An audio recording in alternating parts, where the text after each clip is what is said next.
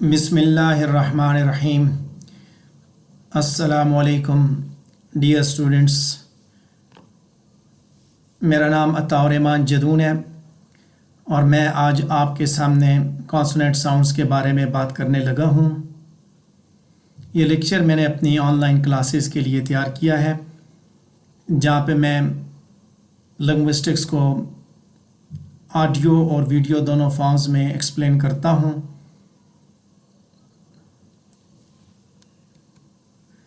Consonant sounds क्या है, सबसे पहले हम इन पे बात करेंगे, उसके बाद हम इनको डिटेल के साथ देखेंगे।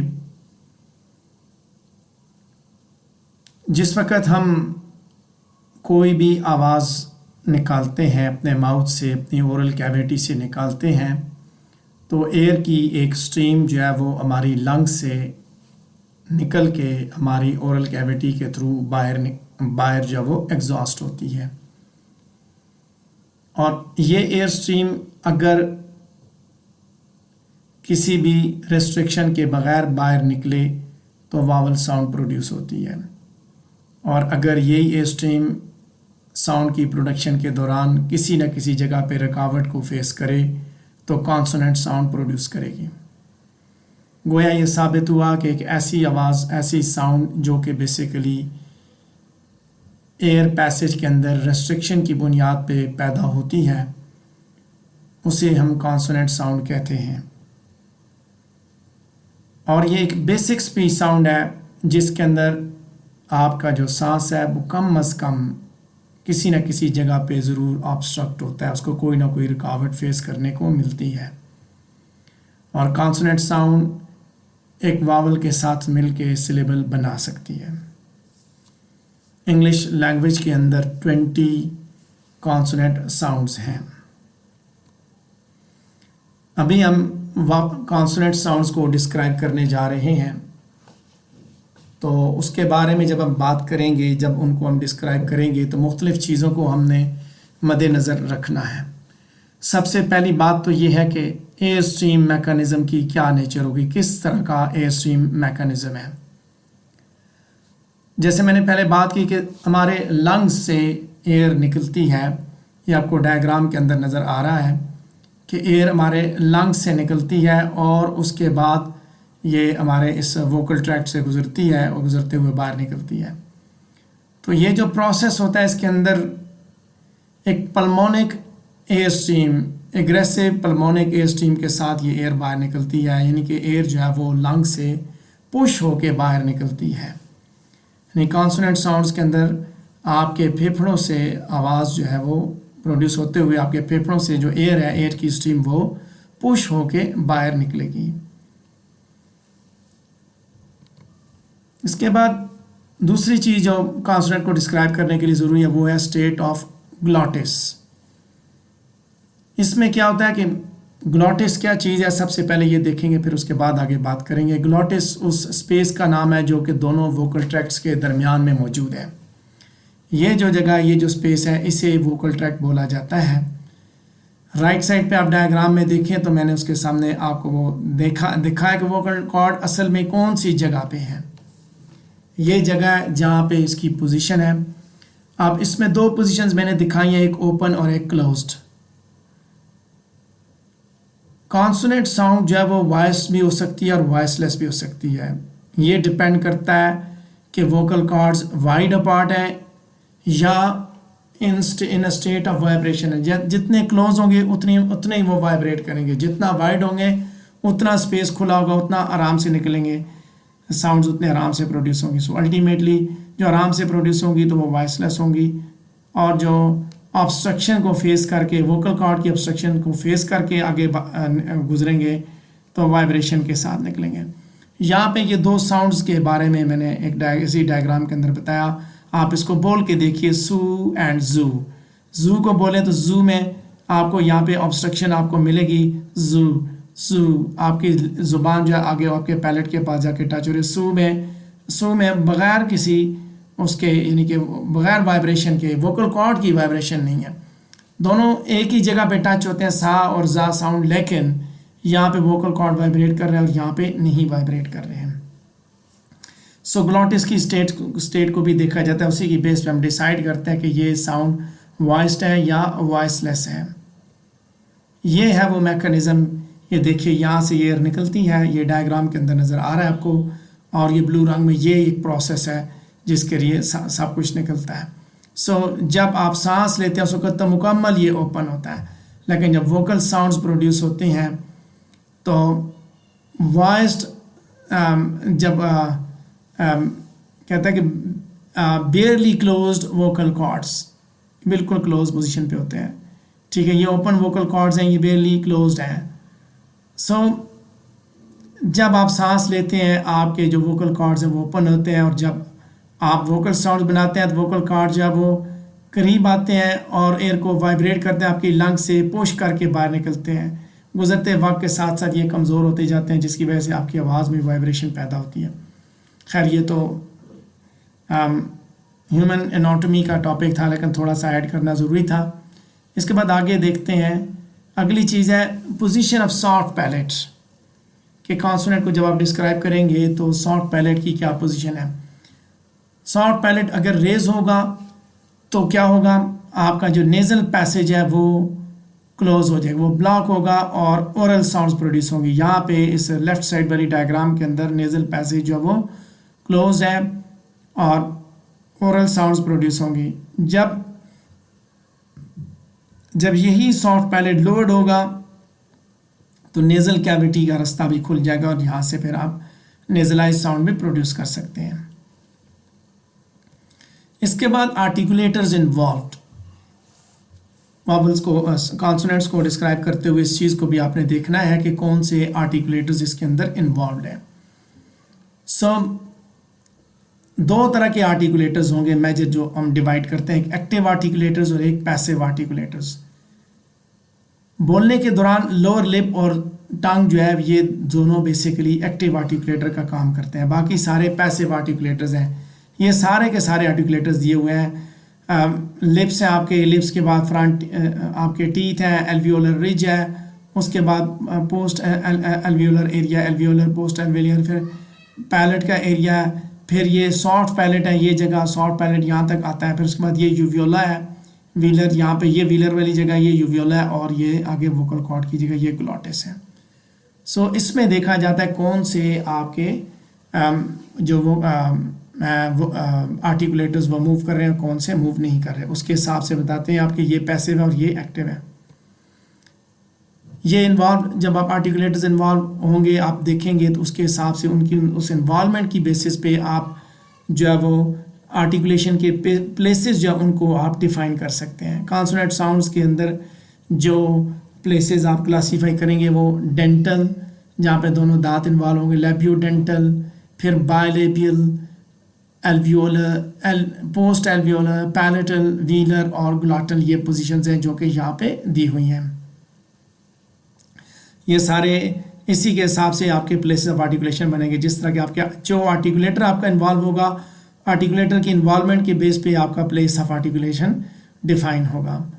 सो डेंटल के अंदर दोनों दांत इन्वॉल्व हैं, लेबियोडेंटल के अंदर आपके जो वो लिप्स और दांत इन्वॉल्व हैं। ज़ुबान का काम तो है ही, लेकिन उसके साथ ये चीज़ें भी इन्वॉल्व हैं। उसके बाद बायलेबियल के अंदर सिर्फ लिप्स इन्वॉल्व है, एल्वियोलर के अंदर एल्वियोलर के एरिया, फिर पोस्ट एल्वियोलर है, उसके पीछे फिर पैलेटल है, फिर व्हीलर है, फिर ग्लॉटल है।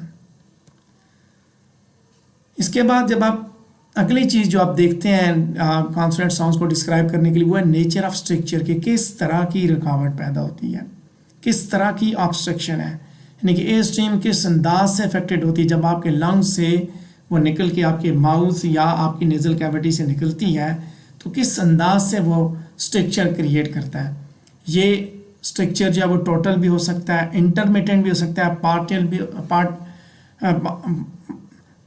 भी हो सकता है और अप्रॉक्सीमेट भी हो सकता है।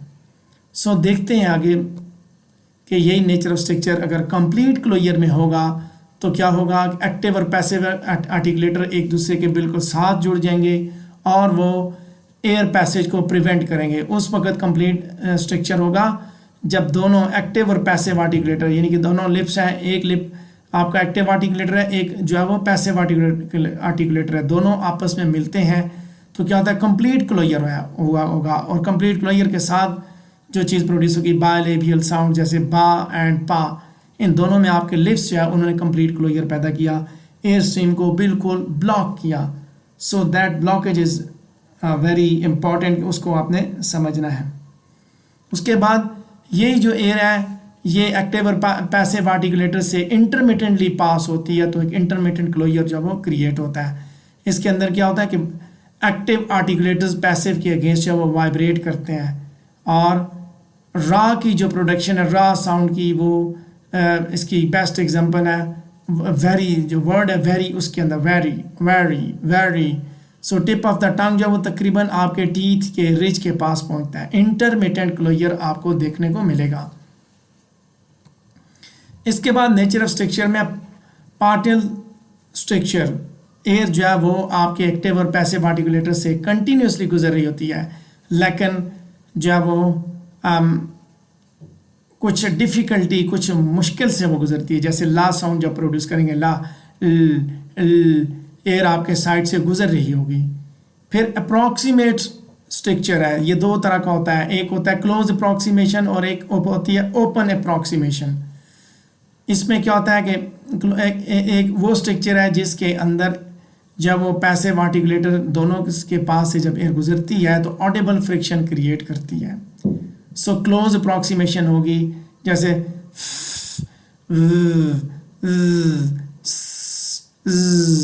ये जो साउंड है ये सारी की सारी उससे प्रोड्यूस होती हैं, क्लोज अप्रॉक्सीमेशन की स्ट्रक्चर है। फिर ओपन अप्रॉक्सीमेशन में जैसे आप वा इन वेट, या इन यस, और फ्लैप राम इन बटा। सो ये क्लोज अप्रॉक्सीमेशन यहाँ पे सॉरी ओपन अप्रॉक्सीमेशन आपको मिलेगी, यानी कि एयर जो है वो विदाउट फ्रिक्शन यहाँ से निकल रही है। अब हम कॉन्सोनेंट्स को समझने की कोशिश करते हैं, उनके बारे में बात करेंगे, कॉन्सोनेंट्स क्या हैं। सो कॉन्सोनेंट्स को समझने के लिए ज़रूरी है कि आप उसके मैनर ऑफ आर्टिकुलेशन को अच्छी तरह समझें, और वो आपकी इस अंडरस्टैंडिंग को इन्हेंस करेगा। सो मैनर ऑफ आर्टिकुलेशन के मुताबिक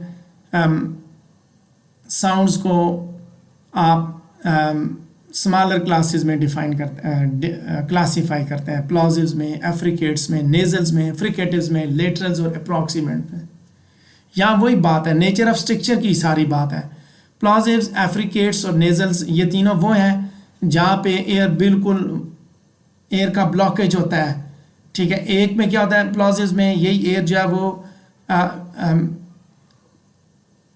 एकदम से बाहर निकलती है, यहाँ पे एफ्रिकेट में स्लोली निकलती है, नेजल में नेजल कैविटी से निकलती है, ब्लॉकेज होता है लेकिन नेजल कैविटी से निकलती है, फ्रिकेटिव्स में साइड से निकल रही है, लेटरल्स में, अप्रॉक्सीमेट्स में, इनमें जो है वो अप्रॉक्सीमेट स्ट्रक्चर होता है। आगे इनको डिस्कस करते हैं।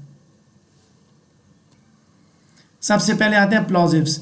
जब स्पीच ऑर्गन्स जो है वो इतने क्लोज हो चुके हैं ओरल और नेजल कैविटी के अंदर कि कम्प्लीटली जो है वो एयर स्ट्रीम को ब्लॉक ऑफ कर दें, तो एयर जो है एक प्रेशर बिल्डअप करती है आर्टिकुलेटर्स के पीछे, और ये बिल्ट अप प्रेशर जो है एकदम फिर ऑडिबल पफ के साथ बाहर निकलता है। सो ये ऑडिबल पफ जब जो निकलती है इसे एस्पायरेशन भी कहा जाता है। प्लॉजिव्स के अंदर ओरल पैसेज जो है वो 3 जगहों पे जाके 3 प्लेसेस पे जाके ब्लॉक होता है, ठीक है, कंप्लीटली ब्लॉक होता है। ब्लॉक होने के साथ फिर एक प्रेशर बिल्ड होता है, प्रेशर के साथ फिर एकदम खुलता है वो। सो एक इसके अंदर 3 प्लेसेस हैं, बायलेबियल, एल्वियोलर एंड वीलर। तीनों को देखते हैं। सबसे पहले प्लॉजिव्स में बायलेबियल पोजीशन है, यहाँ पे देखिए ये लिप्स जो है इस जगह पे जाके ये प्रेशर बिल्डअप होगा, यहाँ से एयर निकल आती है, यहाँ पे प्रेशर बिल्ड होता है और एकदम बाहर निकलती है। अब जब वोकल कॉर्ड्स वाइब्रेट नहीं करेंगे तो ये जो साउंड है इसको वॉइसलेस बोला जाएगा। आप इसको बोल के देखिए, आपको अंदाजा हो जाएगा। जबकि इसके मुकाबले में दूसरी साउंड है जिसके अंदर वोकल कॉर्ड्स वाइब्रेट करेंगे, तो उसको हम बोलेंगे ब ब ब ब। अब इसमें इन दोनों को डिफरेंशिएट करने के लिए एक बड़े मजे की बात बताऊं कि दोनों में ब्लॉकेज होती है, और ब्लॉकेज के बाद जब एयर बाहर निकलती है तो बगैर किसी वोकल कॉर्ड की वाइब्रेशन के जब निकलेगी तो बायलेबियल प्रोड्यूस करेगी। अब यहाँ पे जब एयर बाहर निकली है, वोकल कॉर्ड उसने बाहर निकलने के साथ ही वाइब्रेट उसने किया, एयर बाहर निकली है और निकलने के बाद वोकल कॉर्ड वाइब्रेट हुए हैं। ठीक है, कि जैसे ही बाहर निकली है वोकल कॉर्ड उसने वाइब्रेट किया, जो वोकल कॉर्ड वाइब्रेट हुए तो ये वॉइस्ड साउंड उसने प्रोड्यूस की। इसके बाद प्लॉजेस में आप देखते हैं एल्वियोलर। यहाँ पे क्या होता है कि यही ओरल पैसेज जो है वो एल्वियोलर के एरिया में जाके ब्लॉक होता है। आपके ज़ुबान की जो टिप है वो जाके एल्वियोलर रिज के साथ जाके टच होती है। यहाँ देखिए ये एल्वियोलर रिज के साथ ये भी ब्लॉकेज है, ये भी उधर ही ब्लॉक होता है। ठीक है, अब ब्लॉकेज असल में इन दोनों में, एल्वियोलर में ब्लॉकेज यहीं पे होता है, लेकिन जैसे ही ज़ुबान नीचे आती है, ये नीचे वापस आ रही है, ये जो नीचे आती है ज़ुबान दूसरी डायग्राम में नीचे आई है वापस वहाँ से, तो जैसे ही नीचे आती है तो ये जो एयर बाहर निकलती है प्रेशर के साथ, तो अगर ये वोकल कॉर्ड को वाइब्रेट किए बगैर निकलेगी तो ये वॉइसलेस साउंड प्रोड्यूस करेगी, टैम, रैट। लेकिन अगर वो वोकल कॉर्ड्स को वाइब्रेट करके निकलेगी बाहर, यही बाहर निकली है, जब वापस आई है आपके जो ज़ुबान की टिप जब वापस आई अपनी जगह पे, तो इस दौरान उसने वोकल कॉर्ड्स को वाइब्रेट कर दिया। सो जब वाइब्रेट हुए तो फिर जब वॉइस्ड साउंड प्रोड्यूस हुई है, ड ड ड। इसके बाद आगे देखते हैं प्लॉजिव्स को व्हीलर साउंड्स के अंदर। व्हीलम में जाके भी एक जगह पे ब्लॉकेज होती है। यहाँ पे भी सेम सिचुएशन है कि आपकी ज़ुबान का जो बैक वाला हिस्सा है, ये बैक ऑफ द टंग है जो कि सॉफ्ट पैलेट के साथ जाके टच होता है और ये ब्लॉकेज बनी है।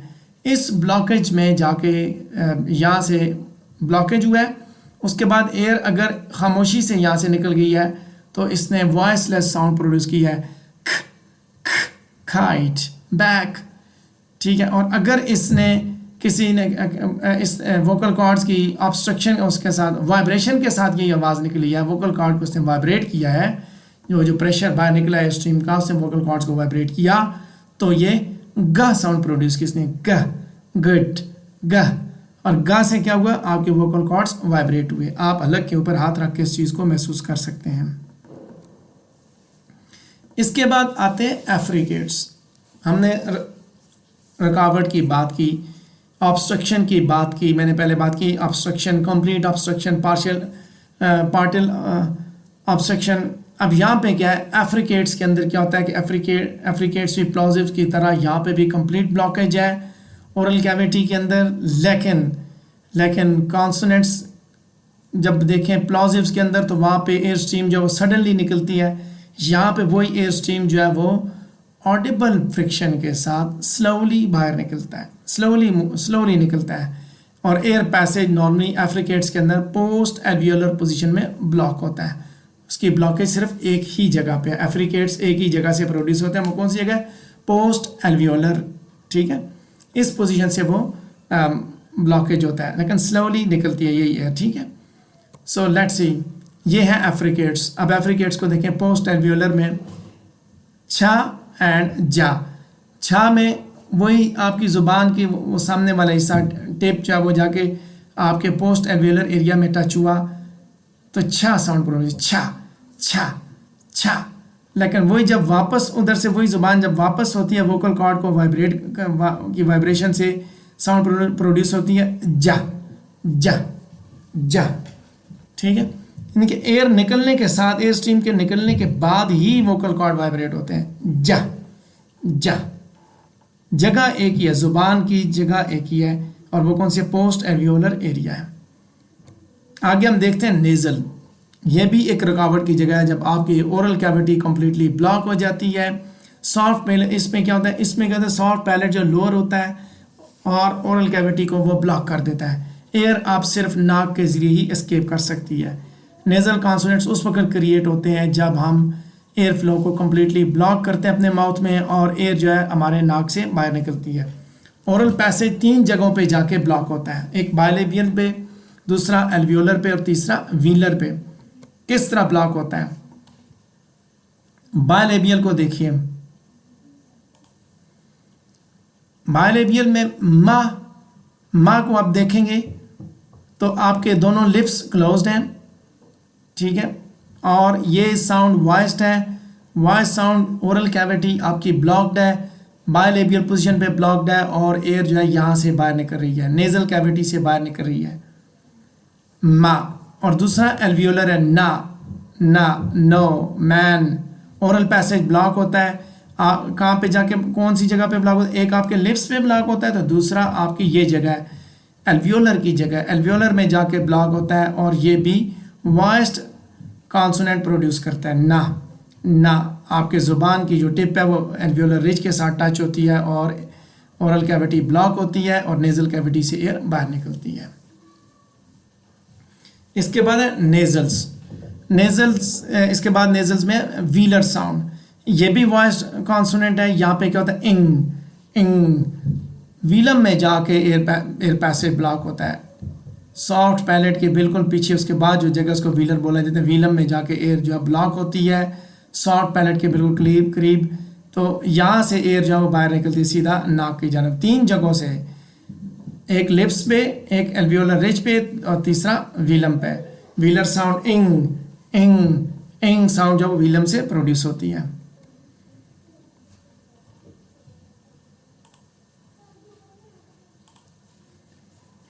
एयर स्ट्रीम के ब्लॉकेज के बाद अब आगे आ जाती है बात पार्टनल ब्लॉकेज की।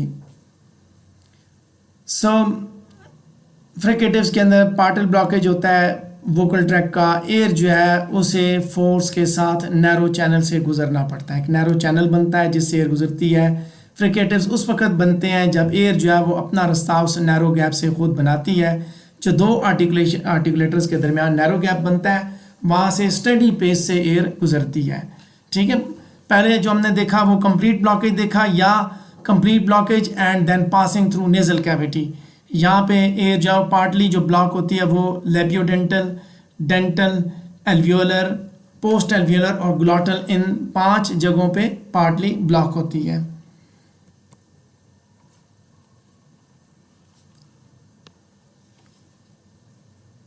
फ्रिकेटिव्स में सबसे पहले आप लेबियोडेंटल को देखें, आप फा साउंड को बोलें, इसमें आपके लिप और आपके दांत इन्वॉल्व हैं। एयर जो है वो इसकी प्रोडक्शन के दौरान, इस साउंड की प्रोडक्शन के दौरान इसी तरह निकल रही है कि एयर इस तरह बगैर उस पार्टल ऑब्स्ट्रक्शन से वो निकल के एयर बाहर जा रही है, उसको स्पेस मिल रहा है। दूसरी साउंड, और ये साउंड वॉइसलेस है। इसके बाद दूसरा है फ्रिकेटिव्स में जो वॉइस्ड है, इसमें क्या है, ये भी लेबियोडेंटल है। आप इसको बोल के देखिए, आपको अंदाज़ा हो जाएगा। आपके ऊपर वाले दांत और नीचे वाला लिप्स इनमें इन्वॉल्व होते हैं, दोनों में। ठीक है, upper lip and upper teeth and lower lip, upper teeth और लोअर लिप आपस में आके मिलते हैं। ठीक है, लेकिन वो वहाँ पे एयर का पैसेज के लिए जगह होती है, उसमें से फिर एयर बाहर निकलती है और उससे फ्रिक्शन के साथ वो निकलती है। एक में without vibration of vocal cords, तो फिर वह साउंड प्रोड्यूस करेगी, और अगर वो वोकल कॉर्ड्स वाइब्रेट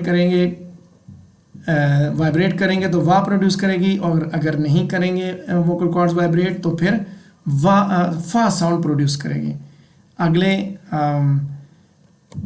फ्रिकेटिव में बात करते हैं वो है डेंटल, जहाँ पे जो है एयर जो है वो ज़ुबान और दांतों से जो ऑब्स्ट्रक्शन क्रिएट होती है, पार्टल ऑब्स्ट्रक्शन, उसके ज़रिए बाहर निकलती है एयर।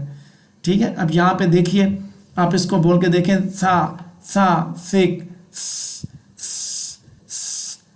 ज़ा, दिस, दी, रादर, दा। अब सा थीटा वाला जो था, सा में क्या होता है, यहाँ पे भी ये ऑब्स्ट्रक्शन है कि दांतों के नीचे आपकी ज़ुबान आती है, एयर जो वहीं से फिर फोर्स होके बाहर निकलती है, उसको एक पार्टल ऑब्स्ट्रक्शन मिलती है जिसके ज़रिए वो बाहर निकल रही होती है। इसी तरह था में भी इसी तरह, ज़ा में भी इसी तरह है। इसके बाद है एल्वियोलर। एल्वियोलर में यही दोबारा देखिए, तस्वीर अगली आ गई आपके सामने फ्रिकेटिव्स की, कि एयर जो है वो एल्वियोलर रिज और ज़ुबान के दरमियान एक स्पेस बनता है, वहाँ से गुजरती है, और जब वो बग़ैर किसी ऑब्स्ट्रक्शन के निकले तो वॉइसलेस कॉन्सोनेंट प्रोड्यूस करेगी। सूट्स, बस, और जा, जिट, जैज, एक में वाइब्रेशन के साथ जा प्रोड्यूस करेगी और वाइब्रेशन जब होगी तो वॉइस, और जब विदाउट वाइब्रेशन होगी तो सा प्रोड्यूस होगा और वो वॉइसलेस कॉन्सोनेंट है। इसके बाद है post alveolar fricative. Post alveolar में क्या है, शा, कि आपकी ज़ुबान आपके पोस्ट एल्वियोलर एरिया के बिल्कुल करीब जाती है और वहाँ पे जब वो थोड़ा सा स्ट्रक्चर बनता है, थोड़ी सी रुकावट बनती है, उसमें से एयर जब वो गैप बनता है उस गैप में से गुजरती है, ये गैप है। आप देखिए, आपको राइट साइड पे जो तस्वीर नज़र आ रही है वहाँ पे आपको स्पेस भी नज़र आ रही होगी। और जब वही आवाज़ जब बाहर निकलते हुए वोकल कॉर्ड को वाइब्रेट किए बगैर निकलेगी तो शा शा शा शा साउंड प्रोड्यूस करेगी, और बगैर, और जब अगर वो वाइब्रेट करके निकलेगी तो कौन सी प्रोड्यूस करेगी, या, मय, विजन, या बेसिकली ये इस तरह साउंड है। इसके बाद एक और है हा, ये भी चूँकि इसको भी हम फ्रिकेटिव्स में तो काउंट नहीं करते, लेकिन चूँकि एक ऑब्स्ट्रक्शन है, इसके अंदर ऑब्स्ट्रक्शन कोई ख़ास नहीं होती, टेक्निकली इसको कॉन्सोनेंट भी नहीं कहा जाता क्योंकि इसके अंदर कोई कंस्ट्रक्शन नहीं होती एयर फ्लो की, लेकिन हा भी हलक से चूँकि प्रोड्यूस होती है, साउंड तो है, हलक से प्रोड्यूस होती है, लिहाजा इसको हमने फ्रिकेटिव्स की कैटेगरी के अंदर रखा हुआ है। इसके बाद आते हैं लेटरल कॉन्सोनेंट्स। इसके अंदर क्या होता है, आपके ज़ुबान की जो टिप है वो आपके एल्वियोलर रिज के साथ जाके टच होती है, ज़ुबान के रिम्स जो वो लोअर होते हैं और एयर जो वो लोड टंग रिम से बाहर निकलती है, साइड से आपके रिम लोअर होते हैं और वहाँ से बाहर निकलती है। लेटरल कॉन्सोनेंट उस वक्त प्रोड्यूस होते हैं जब टंग ज़ुबान जो आपके माउथ के मिडल को ब्लॉक करती है और एयर जब वो साइड से गुजर रही होती है। एल्वियोलर में ला, लक, place the tip of the tongue at the alveolar ridge, और ये वॉइस्ड साउंड है। इसके बाद आते हैं अप्रॉक्सीमेट्स। अप्रॉक्सीमेट बेसिकली इस फैक्ट की तरफ रेफर करता है कि आर्टिकुलेटर्स इसके अंदर जो इन्वॉल्व होते हैं वो एक्चुअली किसी के साथ टच नहीं करते हैं, ठीक है, विदाउट एक्चुअली टचिंग। और अप्रॉक्सीमेट वो है जब दो आर्टिकुलेटर्स एक दूसरे के करीब आते हैं लेकिन इतने करीब नहीं आते कि वो एयर टर्बुलेंस क्रिएट करें। रिजल्टिंग साउंड जो है that is more like a fast vowel than anything else, fast vowel से की तरह होती है तकरीबन।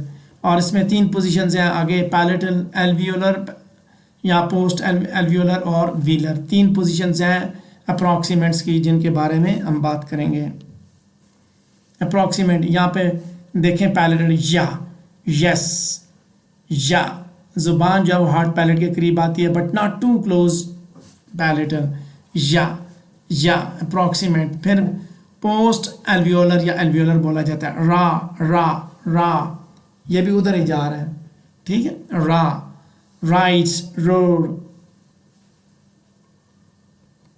इसके बाद है अप्रॉक्सीमेट में व्हीलर साउंड, जो कि हमारी आज की आखिरी साउंड है, व्हीलर, वेट्स,